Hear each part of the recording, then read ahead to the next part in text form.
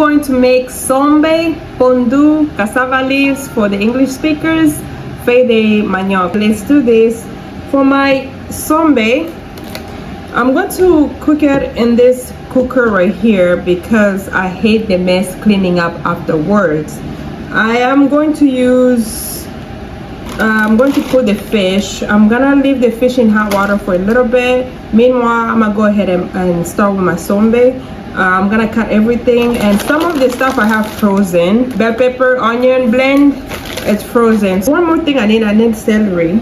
Not one more thing, but a couple of things that I almost forgot. So I meant to cook this dish last weekend, but something happened. Oh, I did not have peanuts. That's why one of the reasons I didn't cook it. So here we go, trying to cook it because I've been putting it off for a while. So in this bag, not only I'm gonna have the sombe, the pondu, we're gonna have some onions, we're gonna have some green onions as well.